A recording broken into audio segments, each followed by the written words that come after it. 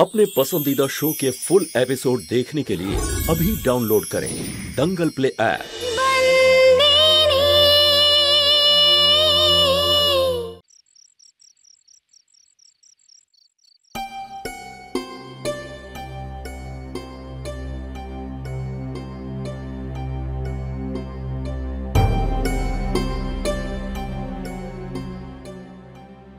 তাহলে কি ভাবলি তুই? কি ভাববো ভাই, ভাবার মতো আর কিচ্ছু নেই।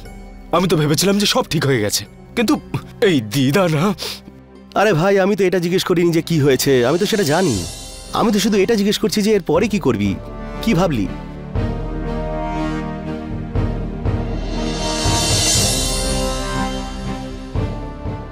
আমি ভাবছি যে আমি চলে যাব এখান থেকে, সবকিছু ছেড়ে চলে যাব। Wow, what a brilliant idea.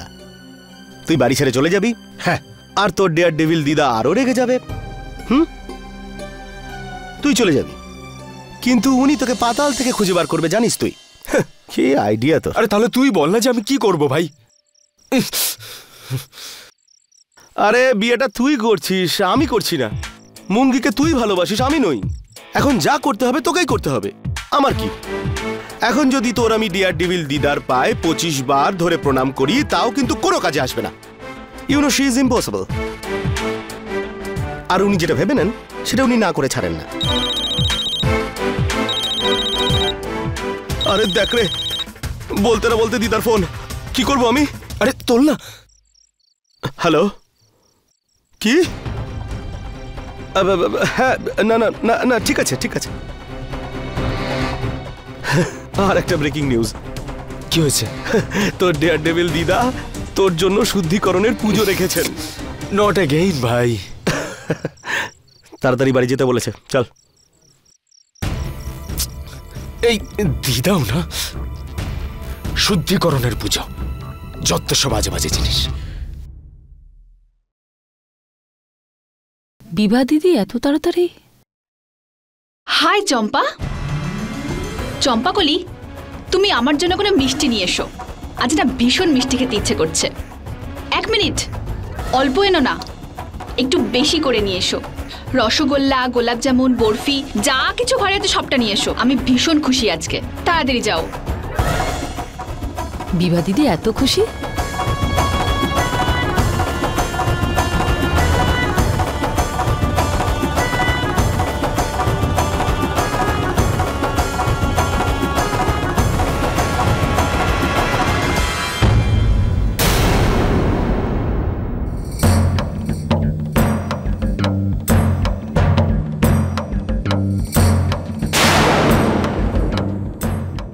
O sorry, আমি তো তোমাকে বলতেও পারবো না যে একটু মিষ্টি মুখ করো।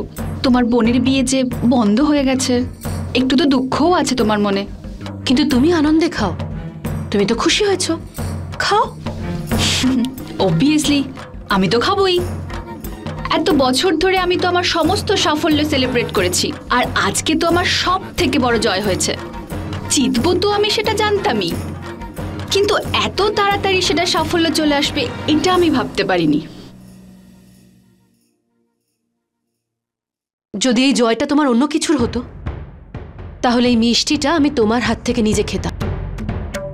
কিন্তু আমি ভালো করেই জানি যে কোথাও না কোথাও তোমারও খারাপ লেগেছে। যতই তুমি এটা দেখানোর চেষ্টা করো যে তুমি খুব ভালো আছো, কিন্তু তোমার মনেও কোথাও না কোথাও আঘাত লেগেছে। জীবনে এক একটা এমন মুহূর্তও আসে যখন মা বাবা তাদের সন্তানকে জড়িয়ে ধরে, আর এমন সময়ও আসে যখন সে কোনো অন্যায় করলে তার গায়ে হাতও তুলতে হয়। আমি খুব ভালো করে জানি যে মহিলারা সারাঙ্গের ঠাকুমাকে মুঙ্গির ব্যাপারে বলেছে, তুমি বলেছ ওই মহিলাদের এইসবগুলো করার জন্যে। কারণ আমি তোমার দুঃখটা বুঝি, কারণ তুমি সারাঙ্গকে খুব পছন্দ করো, আর মুঙ্গি তোমার থেকে ওকে কেড়ে নিয়েছে। একজন মাই শুধু তার সন্তানের কষ্ট বুঝতে পারে। বাচ্চারা যখন ভুল করে তখন মাই তাদের সঠিক পথ দেখাতে পারে। সন্তু মা, তোমার ওই মমতাময় নাটকটা একটু আমার থেকে দূরে রাখো, সেটাই ভালো হবে। সত্যি কথা তো এটাই যে তোমার খারাপ লাগেনি আমার জন্য। আর খারাপ কেন লাগবে? আমি কে হই তোমার? ইনফ্যাক্ট এই দুনিয়ায় কেউ কারোর জন্য নয়। সত্যি তো এটাই, মানুষ সমস্ত কাজ করে নিজের জন্যই। একাই আসে, জীবন কাটায়, আবার চলে যায় সেই একাই। যখন অন্যের সাথে নিজের জীবনটা জড়ানোটা একটা বোকামি, তখন আমার তো মনে হয় না তুমি কোনো বোকামি করছো। মা, এত বড় স্যাক্রিফাইস কেন করছো? এই ভালোবাসা নাটক কেন? বিভা, এইসব তুমি বলছো? 10 বছর আগে যে খুন আমি... ও প্লিজ, 10 বছর আগের কথায় ফিরে না গেলেই ভালো হয়। যে কথা তুমি লুকিয়েছিলে সেটা তো আমিও লুকিয়েছিলাম। যা হয়েছে ভুলে যাও।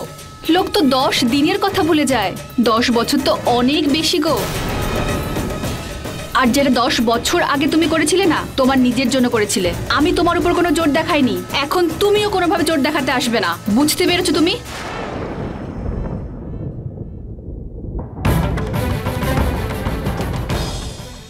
আমাকে অনেক কষ্ট দিয়েছে না ও। এটা আমার সমস্যা না, তোমার মতো সহ্য করব, আর না তোমার মতো স্যাক্রিফাইসের নাটক করব, আর না বেকার এই মহান হওয়ার ইচ্ছে আছে আমার। বুঝতে পেরেছো? আর না আমি তোমার মতো পেছন থেকে ছুরি মারার চেষ্টা করব, যেটা তোমাদের পরিবারের রক্তে আছে। সেটাও খেমি হোক, বা তুমি হও, বা তোমার ছোট বোন মুঙ্গি। আমি যাই করি না কেন সবকিছু তোমাকে বলে করব, তোমার চোখের সামনে করব, ইনফ্যাক্ট করতেই থাকবো। যদি তুমি আটকাতে পারো তো আটকে নাও, কিন্তু এই বিয়েটা কিছুতেই হবে না, কিছুতেই হবে না এই বিয়েটা। ইমোশনস, এই চোখের জলটা না একটু সামলে রেখে দাও। যেদিনকে তোমার বোনের বিয়েটা পুরোপুরি ভেঙে যাবে, সেদিনকে মনের সুখে যত ইচ্ছে কেঁদে নিও।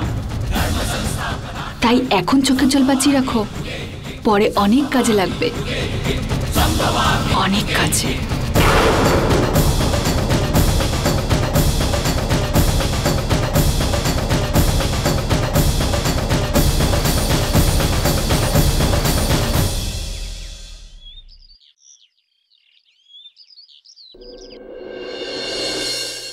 এই বোকা মেয়ে, কাঁদিস না আর। তখন থেকে কান্নাকাটি করে যাচ্ছে। আরে আমি এখন যাচ্ছি তো, গিয়ে বনরাজের সাথে কথা বলবো। তুই এরকম মন খারাপ করে বসে থাকিস না।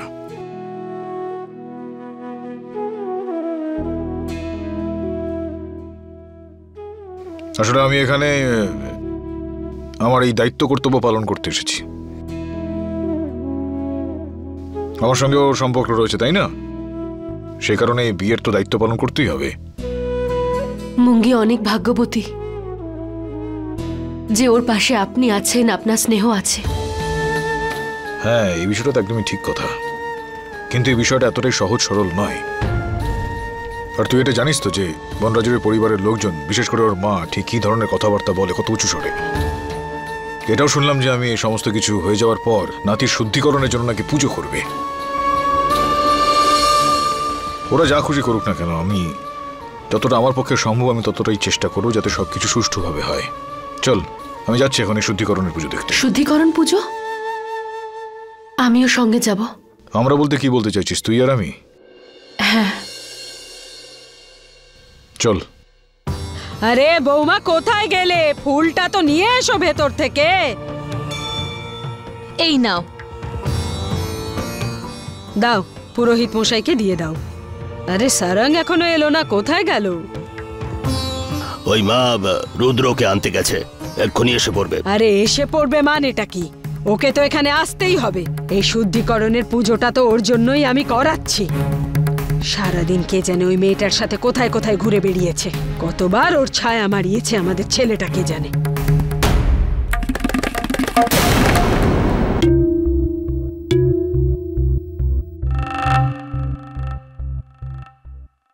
জয় শ্রীকৃষ্ণ।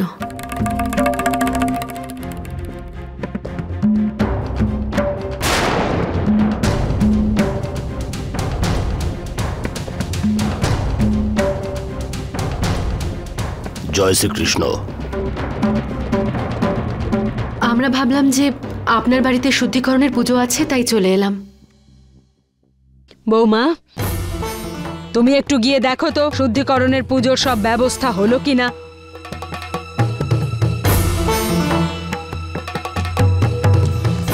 একটা জিনিস বাকি আছে।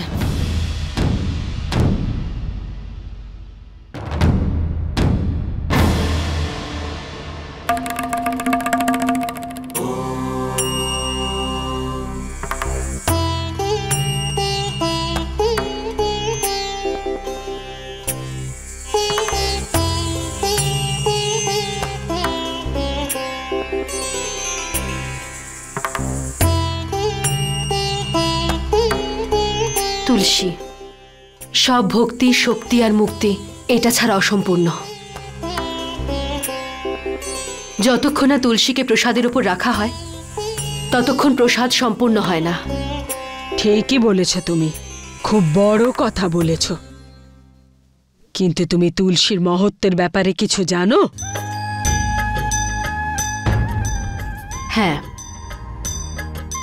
এটা সেই তুলসী যে বাড়ির উঠোনে থেকে সারা বাড়িকে কুনজর থেকে বাঁচায়। এর পুজো করলে ঘরে শুদ্ধিকরণ হয়। এর লক্ষণ রেখার মধ্যে সমস্ত কিছু পবিত্র হয়। রাম আর কৃষ্ণ দুজনের রূপ এই তুলসী। তুলসীর দুটো নাম, রাম তুলসী আর শ্যাম তুলসী। বাহ, কি ভালো কথা বললে তুমি, মেনে নিলাম। ধর্মের ব্যাপারে তোমার অনেক জ্ঞান আছে। হ্যাঁ, একেই বলে সংস্কার। মহৎ ভাবনা, উচ্চ জ্ঞান, মেনে নিলাম। আমার তো মনে হচ্ছে তুমি কোনো উঁচু ব্রাহ্মণ ঘরের মেয়ে। একটু নাম বলো তো ওনার, আমি ওনাকে নিশ্চয়ই চিনব। আহা, কি ভাগ্যশালী সেই পরিবার যেখানে তোমার মতো মেয়ে উচ্চ সংস্কার পেয়েছো, মহৎ ভাবনা পেয়েছো, আর সেগুলো তুমি তোমার ভাই বোনেদের মধ্যে, পরিবারের মধ্যে ছড়িয়ে দিয়েছো, তাই না? ঠিক কথা বলেছেন আপনি। আমি খুব ভালো পরিবারের মেয়ে, খুব ভালো সংস্কার পেয়েছি আমি। আমরা রোজ মন্দিরে যাই, পুজো করি, আর আমরা ধর্ম করার থেকে বেশি কর্ম করায় বেশি বিশ্বাস করি। বাহ, তোমার এই ভাবনা আমার ভাবনার চেয়েও অনেক উচ্চ, অনেক মহৎ। তুমি ধর্মকর্মের ব্যাপারে কত কিছু জানো। আমি আপনাকে আজ একটা কথা বলতে চাই। হ্যাঁ? যে এই একই শিক্ষা যাকে কালকে আপনি প্রত্যাখ্যান করেছিলেন। আমি অস্বীকার করেছি মানে? আমার বোনকে প্রত্যাখ্যান করেছিলেন আপনি। আপনার নাতির বিয়ে আপনি যার সাথে ভেঙে এসেছিলেন। এবার আপনি বলুন যে সঠিকটা কি? আপনার চিন্তাধারা না সেই রীতি যা আপনি এত বছর ধরে পালন করে এসেছেন? আমার ছোট বোন মুঙ্গি, ওর মধ্যেও এই একই সংস্কার আছে যা আমার মধ্যে আছে। কিন্তু মা, এখন তো তোমার বিয়ে হয়ে গেছে মাহিয়া বংশী পরিবারে, আর তাই তোমার গোত্র আপনা আপনি বদলে গেছে।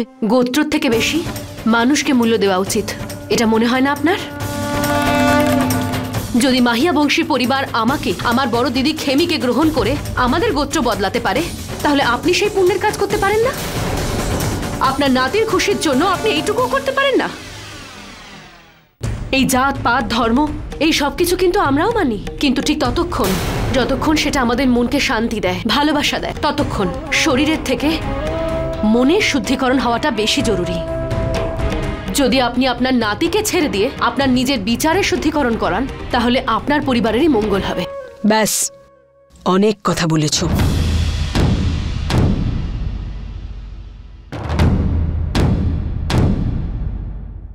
হয়ে গেছে আমার মনের শুদ্ধিকরণ। আজ তুমি আমার হৃদয়ের পরিবর্তন করেছ। তুমি অনেক বড় পুণ্যের কাজ করলে গো। এতে তো আমার সংসারের মঙ্গল হবেই, তাছাড়া আমার সব উত্তরাধিকারীরা এই কথা মনে রাখবে। বেঁচে থাকো।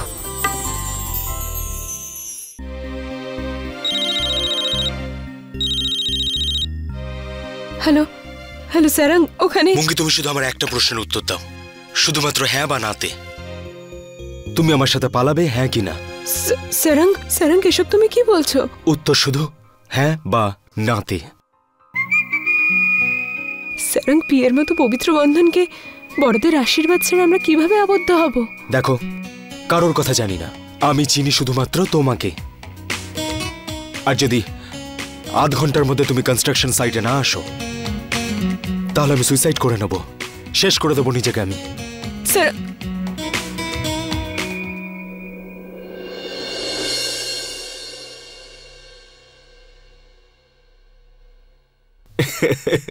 এবার দেখিস কিভাবে ছুটে আসে এখানে।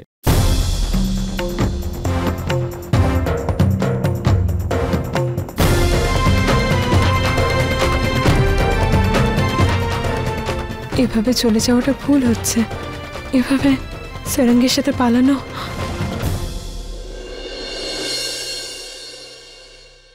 এই মেয়ে, তো দাদুকে একটু ডাকতো, আমি কিছু কথা বলতে চাই ওনার সঙ্গে। আসলে আসলে দাদু তো দয়া কাকার সাথে ফ্যাক্টরিতে গেছে। আচ্ছা চল, ঠিক আছে। আচ্ছা ওখানে গিয়ে আমি ওনার সঙ্গে কথা বলে নিচ্ছি এখন। হ্যাঁ চল যাই। সন্তু দিদি, কি হয়েছে ওখানে?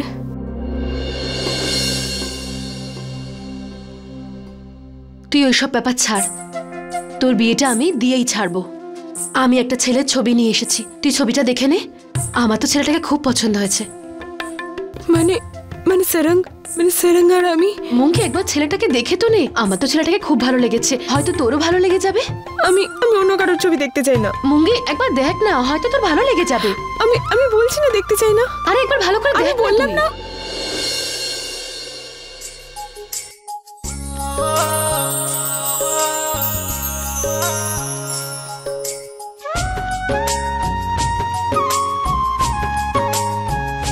দিদি,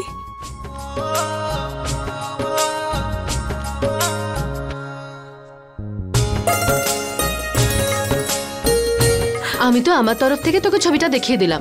এবার যদি তোর ছেলেটাকে পছন্দ না হয় তাহলে অন্য কোনো ছেলে দেখবো।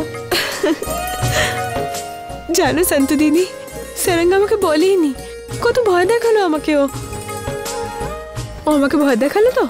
দাঁড়াও, এবার আমি দেখাবো। আসবে আসবে, নিশ্চয়ই আসবে। তুই শর্ত হেরে যাবি, দেখে নিস। রুদ্র কখনো শর্ত হারে না। আচ্ছা হ্যাঁ, এক্ষুনি ফোন করে জিজ্ঞাসা করছি কোথায় ও। হ্যালো, হ্যাঁ সারঙ্গ, কোথায় আছো তুমি? কত দূর পৌঁছেছো? তখনই তো পৌঁছবো যখন আমি বাড়ি থেকে বেরোতে পারবো। আমি বাড়িতেই রয়েছি। হোয়াট? তুমি এখনো বাড়ি থেকে বেরোওনি? তার মানে তুমি আমার সাথে দেখা করবে না? না সারঙ্গ, আমার মনে হয় যে আমাদের বিয়েতে শুধু একটা নয়, অনেক প্রবলেম রয়েছে। তো এই বিয়েটা আমাদের করাই উচিত নয়। বড়রা আমাদের নিয়ে যা সিদ্ধান্ত নিয়েছে সেটাই মেনে নেওয়া উচিত, তাই না? সবটাই ভগবানের উপর ছাড়া উচিত। হোয়াট? দেখো মুঙ্গি, তুমি যদি না আসো না তাহলে আমি কিন্তু সুইসাইড করে নেব। ঠিক আছে, তাহলে আমি অন্য কাউকে বিয়ে করে নেব। কিন্তু কিন্তু সারঙ্গ, নিজের উপর এতটা অত্যাচার করো না। আই মিন, এত নির্দয়ভাবে নিজেকে শেষ করো না। কোনো সহজ পদ্ধতি ভাবো যাতে তোমার বেশি কষ্ট না হয়, তাই না? সরি হ্যাঁ, কিন্তু আমি আমার পরিবারের বিরুদ্ধে যেতে পারবো না। আরে কি হলো? I can't believe this man. ও আসছে না আর সুইসাইড করার জন্য টিপস দিচ্ছে। ভাই আমি বলেছিলাম না ও আসবে না। শর্ত লড়েছিলিস না, শর্ত হেরে গেছিস তুই। মরে যাওয়ার আগে আমার টাকা বের কর, বের কর। হ্যাঁ বের করছি। আরে তুমি এখানে? আচ্ছা, তো তুমি আমাকে নিয়ে মজা করছিলে, সমালোচনা করছিলে আমার? আমি ওই আর কি মারছিল। আচ্ছা রুদ্র। হ্যাঁ, আমি কেন মজা করব? আখ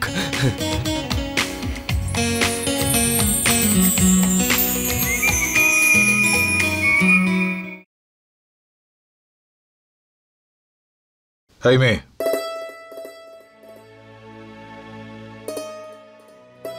এই যে আজকে তুই যা যা করলি না, আমি জানি যে তুই যা যা করলি সবকিছু তোর বোনের জন্যই করলি, কিন্তু যা করেছিস সেটা আমার খুব ভালো লেগেছে।